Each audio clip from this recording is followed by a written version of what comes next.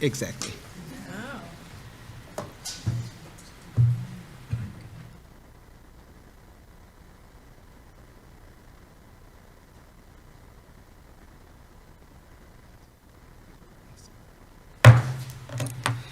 We recognize that the Hogan Administrative Center occupies the land of the Ho-Chunk people. Please take a moment to celebrate and honor this ancestral Ho-Chunk land and the sacred lands of all Indigenous peoples.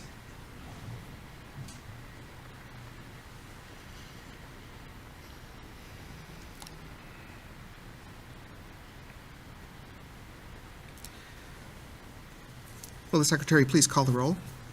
Ms. Baumann? Ms. Berkedal? Dr. Cooper-Stoll? Here. Dr. Garcia? Excused. Dr. Jimenez? Here. Ms. Leahy? Here. Ms. Moots? Absent. Mr. Korberg? Here. Mr. Spivey? Here. A quorum of the Board of Education is present, so the regularly scheduled meeting of February 20th, 2023 is called to order, and we'll now have the Pledge of Allegiance. Please stand and face the American flag.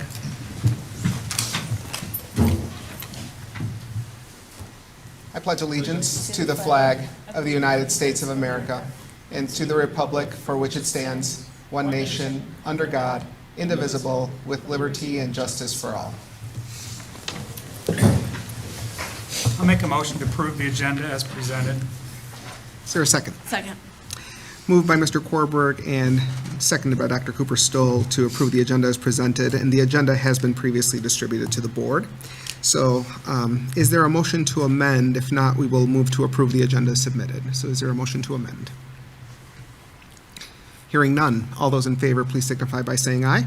Aye. All those opposed? The motion has carried, and we do not have anyone registered to speak under the public speakers, so we'll move on to the superintendent's consent agenda. I'll make a motion to approve the items on the superintendent's consent agenda as presented. Is there a second? Second.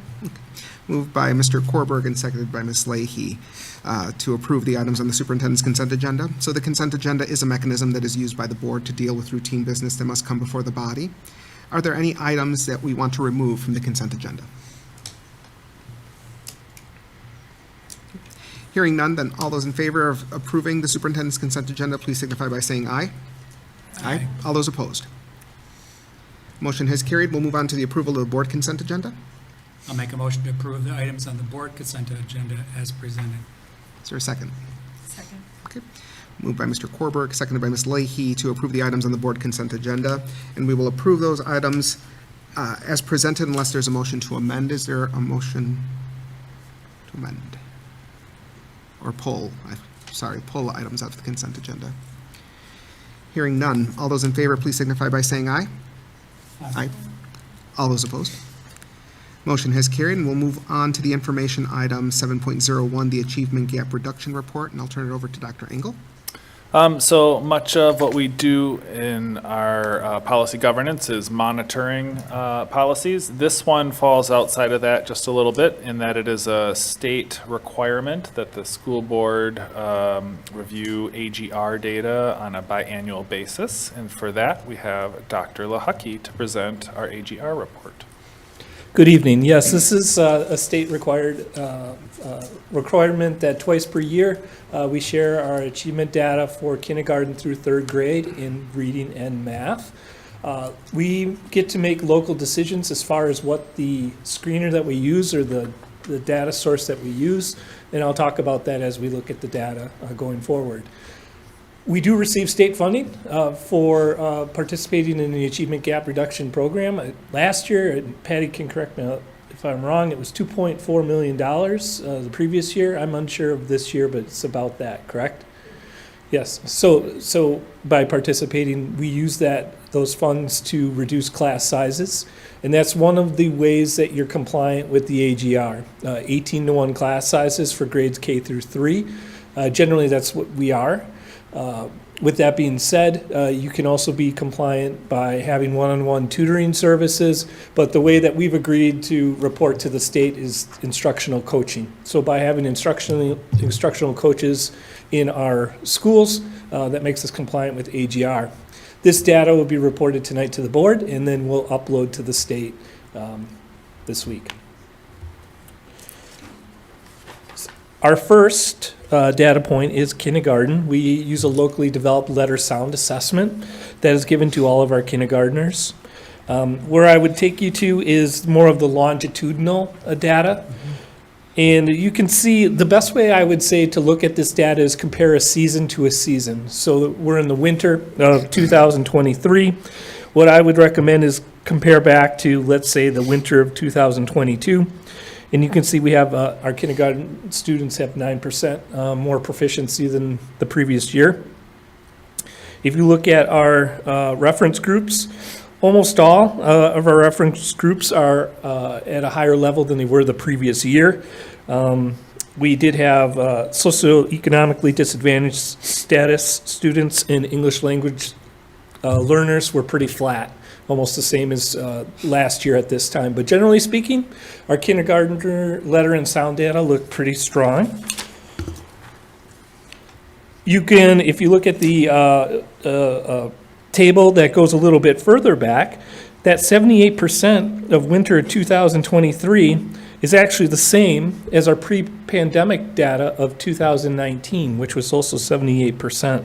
So you can see over the years from winter to winter to winter, we went from 78% to 74% to 56%, 69% last year, and we're back, at least in the kindergarten letter sound assessment, which is encouraging. The second measure for kindergartner is a number recognition on track. This winter we were at 84%. And once again, if you take a look at the one-year data, you can see most of our reference groups were above where they were into winter. Our overall scores were slightly ahead of last winter's as well for math. We did have a bit of a drop in socioeconomically disadvantaged students, and students that identify as Hispanic had a drop from last winter. Other groups were up or flat.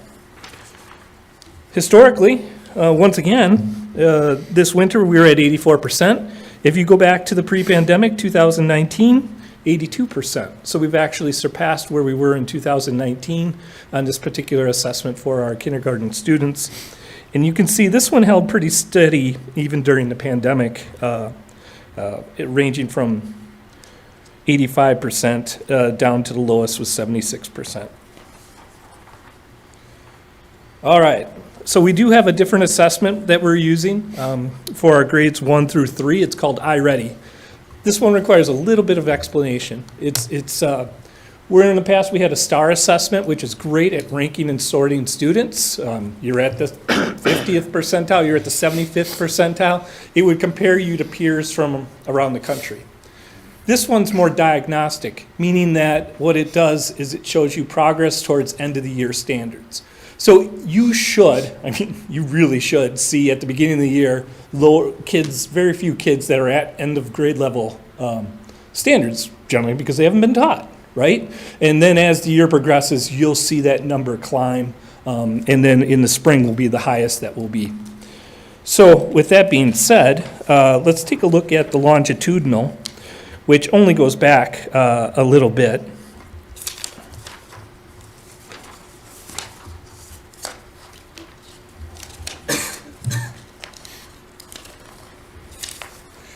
So for reading, you can see last year for grade 1, we were at 27% that were on track to be where we want them to be at the end of the year.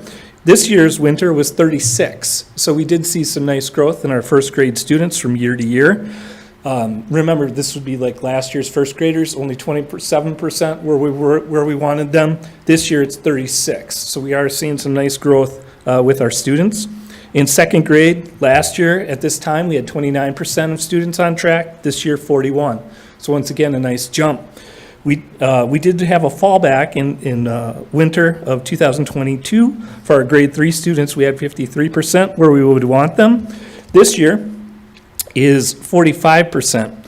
I would caution you though, it is a different cohort.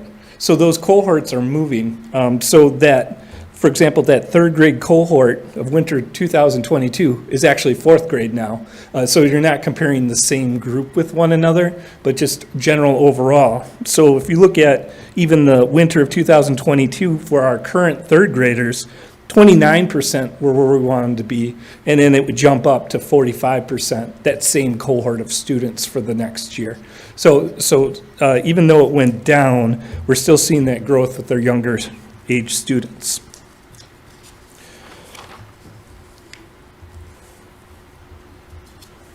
For math, once again, we use iReady for first, second, and third grade. I guess this would be the opportunity to talk a little bit about, we've selected Envision Math Curriculum to be our curriculum, our main resource, primary resource for next year. Of the teachers that piloted it, 91% picked Envision. So it was a bit of a slam dunk from our perspective. It would have been harder if it was 50-50 and people preferred different things. But we heard loud and clear that Envision was the primary resource that people wanted. Our first professional development for teachers will be April 11th, and then we'll continue over the summer, so we'll be ready to go for next fall. Why were we seeking a new math curriculum? Well, if you look at our data, that's our pain point, honestly, especially at the primary level. Our elementary math scores are not where we want them to be. A primary resource doesn't fix everything. However, it does give an opportunity for fidelity and more unified professional development instead of having a couple math resources and people are pulling from different areas. We can be a little more intentional with what we're doing on the math side of the house, like we are trying with our reading. That data is reflected, as Dr. Engel mentioned. You can see that the percentages on track are lower than they are for reading, which necessitates that new primary resource as well. So it's time. Our last resource is from 2013. It is not highly reviewed anymore as far as standards alignment and usability, whereas the Envision math resource is highly rated. We use edreports.org to help us narrow things down. If you do look, though, from winter to winter, you did see in first grade some growth from 21% to 30%. Or if you took that same first grade, they were at 21% and they jumped to 26% this year. So we are seeing a little bit of growth in some of the grades, but not where we want. So that math resource is imperative for us to prep our teachers and give them a plug-and-play kind of resource that they can use with their students.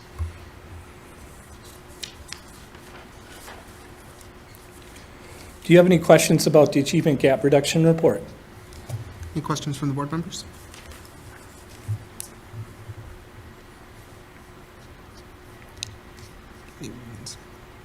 Yeah, go ahead. I just have to find where it was, Dr. Lahacki. I think it was for the kindergarten data. And you mentioned this, that there had been a dip in a couple of the reference groups.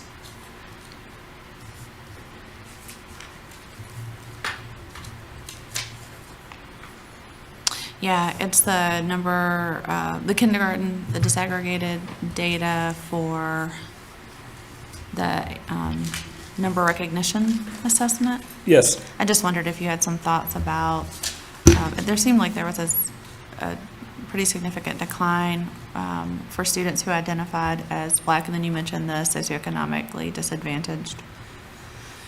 Any thoughts about why there's that significant of a decline? And does it have to do with just the size of the reference group that may be impacting that? It does. One of the trends that we're seeing is more and more of our students aren't identifying with one reference group, but rather several. Mm-hmm. So our 2 or more races tend to climb in group participation. We're finding students that identify only as Black to go down in a district, even though we're becoming more diverse as a district. It's more with the 2 or more races than sole reference groups. So that is a factor. When you're talking about kindergarten, though, you are talking about a new group to our system as well. So this is a point in time, and each group is a new puzzle for us to learn from. Thank you. One of the things that we'll have to think about now with the new Envision curriculum, or the primary resource, right now we use number recognition as our assessment. We may want to consider, probably not next year, but the year after, to look to some of the summative assessments or the assessments we use within Envision. That would help with our fidelity and implementation of this new resource. And it would allow perhaps that we could reduce the amount of overall assessment for our youngers. That wouldn't have to take the iReady assessment because we'd be able to get good information out of our, let's say, unit tests or something like that. So that's something that we'll have to keep our eyes on and work together with teachers to find out what's the best data source going forward. Next year, it'll be a number recognition. It'll be our first year with the new curriculum, and we wouldn't hop into reporting assessments until we kind of felt them out to see how they work for us. My question may piggyback off what Dr. Cooper Stoll said. As a math teacher, it warms my soul that the numbers for the number assessment seem to be pretty stable over time. There's not a lot of fluctuation. Compared to the letter sound assessment, percent on track over time seems to have a lot more fluctuation. There seems to be more scores comparing winters that dip farther down than in the number recognition. I don't know if the answer you already provided would be insight into that reason why there's more fluctuation there than there would be in the math scores in kindergarten. We're not using standardized assessments in kindergarten. These are locally developed. Sure. So, as far as validity or reliability, these have not gone through those kind of rigorous studies. So there is some variation there, potentially. This is what we've done in the school district of La Crosse. As I said, we may look at the Envision assessments and pull out parts of that down the road, and maybe those would be more research vetted. I think that's good information to have, that, this is kind of locally grown assessments versus something that's more standardized or normed. Correct. Years ago, we used for PALS was one of our screener for reading, and it didn't really do a great job in differentiating students. Almost all of our students were considered proficient in PALS. With that assessment, we knew that that's not necessarily the case. So that moved us to some different choices. That's helpful. So my question is going to be for the grade 1, 2, and 3. And forgive me if you mentioned this already, but were there 0%? Can you explain that? Because I'm assuming the NA is like, the numbers are too low. Is 0% represent the same thing, or is that? No, it means that there was a group size of at least 10, and of the Okay. 10, none were at the end of grade level benchmark. Okay. So you think about it. You're a first grader, you go to second grader, and you're assessed. This iReady assessment figures out, hey, where are you at compared to the end of the year? Well, I haven't been exposed to all the second grade content. So not many students are able to pass it in the fall, Gotcha. but that number grows throughout the year. Okay.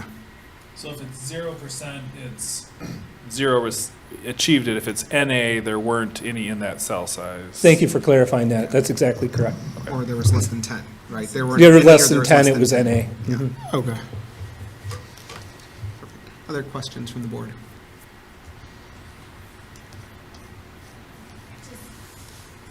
I was just looking also at the percent on track for letter sounds compared to percent on track for number recognition for the English learners reference group specifically.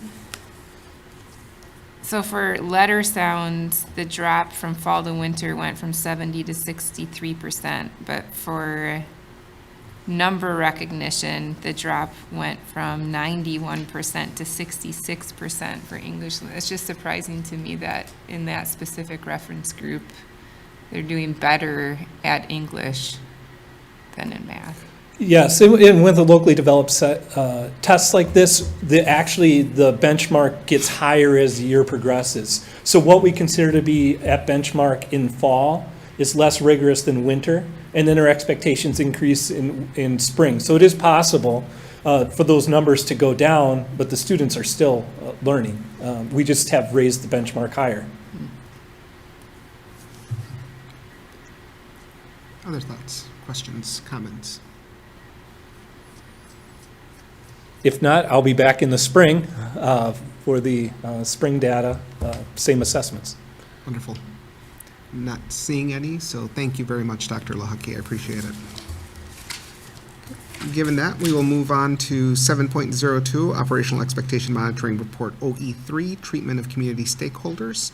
And so it seems that the administration does not have any recommended changes for OE3. Does the board have any recommended changes? Okay.